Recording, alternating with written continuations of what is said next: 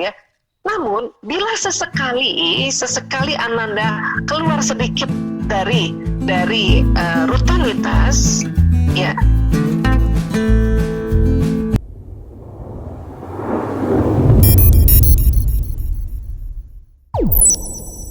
Ibu itu kan pelaksana harian pendidikan, ayah penanggung jawab. Kalau terus kita lihat tadi kerja otak kan, kalau ayah penanggung jawab pendidikan dan kemudian ayah menjaga keamanan, maka ya tugas utama ayah adalah itu bekerja untuk menjemput nafkah keluarga, ya kan? Nah, sekarang bekerjanya ayah gimana? Apakah working from home? Apa sudah di kantor? Karena kita harus kaitkan lagi dengan kondisi sekarang. Kondisi sekarang ini new normal ini beda-beda nih. Ya, dia terjadi perubahan-perubahan dalam kebiasaan, di dalam peradaban kita kan. Ya. Kalau misalnya ayah nih, ya dia working from dari rumah, terus bunda mau titip juga anak di samping ayahnya untuk ditemenin, ya bisa saja. Tapi tadi kita ingat otak ayah, otak laki-laki, kalau nanti dia sudah kerja, dia fokus di laptopnya atau di gadgetnya, di atas 10 menit dia konsentrasi. Dan ingat, matanya ayah kan lurus, mata bapak-bapak kan lurus, mata laki-laki lurus. Nah, pada saat dia mungkin sudah pimpin rapat atau ikut rapat dengan di dalam kantornya, kemudian dengan mata yang lurus dan pendengaran menurun, bisa jadi anak di samping itu dia nggak lihat dan dia nggak dengar. Mungkin bunda bilang, ayah titip dulu ya, bunda mau masak dulu. Oke. Itu kan bisa juga bunda masak. Nah, dari dapur bunda, kadang-kadang bunda memperhatikan, si ayah kok nggak perhatiin anak saya ya. Kalau si anaknya nanya, si ayah nggak jawab ya.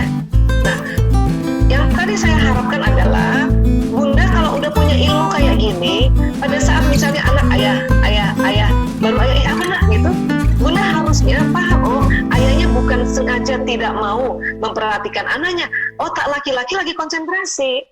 Itu dulu. Kenapa? Membuat pikiran perasaan si bunda tidak seuzon pada ayah.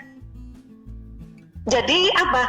Karena sinyalnya ibu atau sinyalnya istri dalam rumah ini mempengaruhi satu rumah. Jadi kalau si bunda, si istri nih tahu tentang otak laki-laki dan tidak berprasangka buruk pada suaminya pada saat misalnya tadi membagi, ini konkretnya baru satu ya, banyak banget tapi mungkin nggak sempat dibahas ya, bahwa ayahnya bukannya tidak memperhatikan, memang itu otak laki-laki, itu kan si bunda nanti di dalam dapur kan dia tetap tenang, senang, semangat, paling juga sambil senyum-senyum, ya Allah suamiku laki-laki banget, anaknya panggil nggak denger, paling gitu. Nah, apa yang terjadi? Perasaan senang, kemudian memaklumi itu bertebaran di dalam rumah itu. Coba kalau kita nggak tahu ilmu gini, sambil masak tuh kan, kalau bukan saya yang dampingin tuh nggak ada yang memang bapaknya udah habis itu. Udah bawel, kemudian sinyal kita membawa kekesalan, satu rumah kesal. Yang tadinya ayah dengan senang hati dampingi anak, akhirnya malas. Itu juga pertanyaan tadi, yang keterkaitannya nomor 2 tadi, gimana caranya supaya ayah memberi waktu pada anaknya. Pahami dulu dasar, ini paling dasar banget, pemahaman paling dasar. Ya, ini baru sedikit juga kita paparkan perbedaan otak pria wanita, tapi ini yang penting-penting, yang harus dikuasai oleh ibu-ibu. Ya, pada saat si ayah mendampingi anak belajar, kemudian ayah tidak bisa menjelaskan detail kayak ibu, itu karena omongannya dikit, 7.000, apalagi 7.000 dipakai untuk kerja dari pagi sampai sore. Ayahnya disuruh dampingi anaknya pada malam hari, udah tinggal dikit, udah tinggal sisa-sisa dari kata-kata 7.000. Makanya setiap anaknya tanya, ayah, kalau Pangeran Diponegoro itu 1825 ya? Iya. Itu harus dimaklumi oleh ibu. Nanti ibu lagi kesel lagi tuh kan, baru aja suruh nemenin belajar, ngomongnya cuma gitu. Nah itulah laki-laki, 7.000 kata udah habis. Bukan berarti tidak boleh bapaknya ngomong gitu, ya, maklumi lah. Oh, saya setelah memaklumi, nggak pernah lagi tuh berburuk sangka loh. Paling saya ketawa di dapur, ya Allah laki banget ngomongnya. Terus nanti ada anak satu lagi nanya, kenapa bu? Itu loh bapakmu cuma ngomong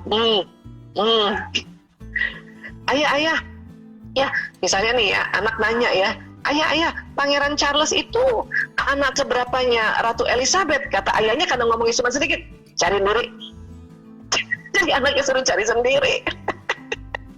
Kalau ibu, karena kata-katanya banyak 20.000, ibu jelasin. Pangeran Charles itu dijelasin.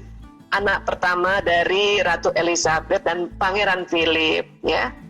Anak keduanya Ratu Anne. Nah, jadi yang padahal nggak nanya anak kedua loh. Cuman ibu-ibu karena 20.000 masih banyak, supaya tidur lelap, diceritain lah itu.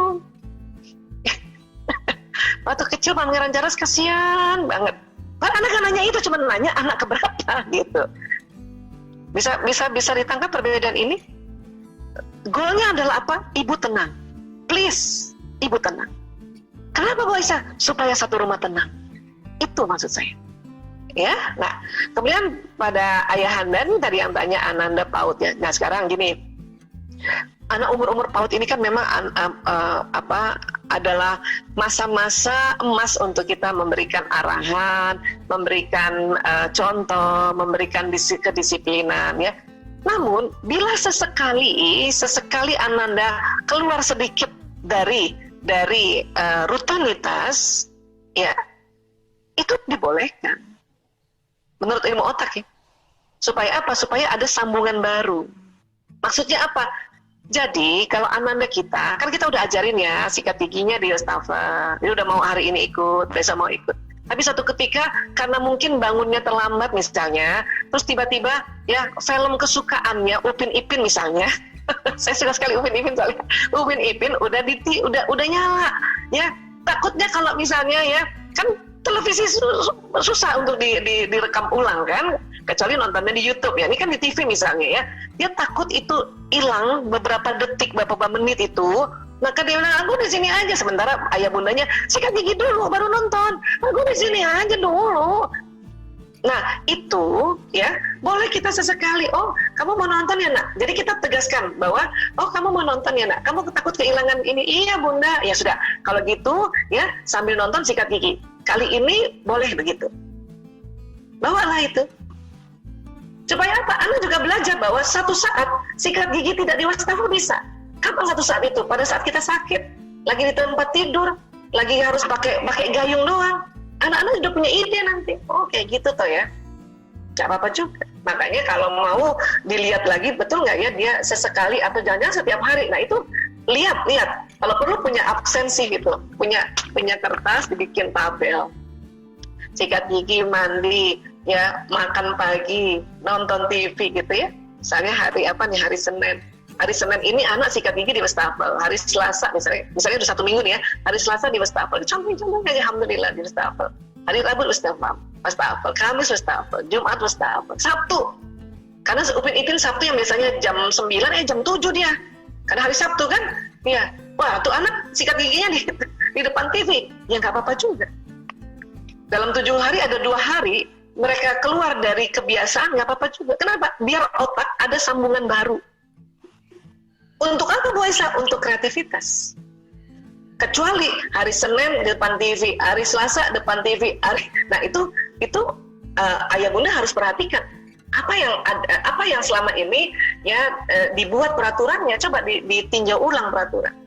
Jadi kalau membuat peraturan berdasarkan umur anak, kalau ada peraturan yang sulit sekali dilakukan oleh anak bahkan dalam 7 hari ya sampai ya 50% pun nggak ada dia bisa lakukan, berarti tinjau peraturannya.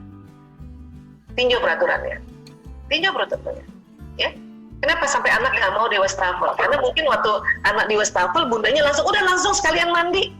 Lo kan tadi janjinya cuma sikat gigi doang, nggak mandi. Ini film Upin Ipin udah nyala bunda. Itu kita sering melanggar itu. Makanya kalau emang mau sikat gigi plus mandi dikasih tahu sebelumnya. Kalau perlu dikasih tahu 1 hari sebelumnya. Kalau perlu 1 minggu sebelumnya. Itu melatih anak-anak. Kita sering gitu sih. Kenapa?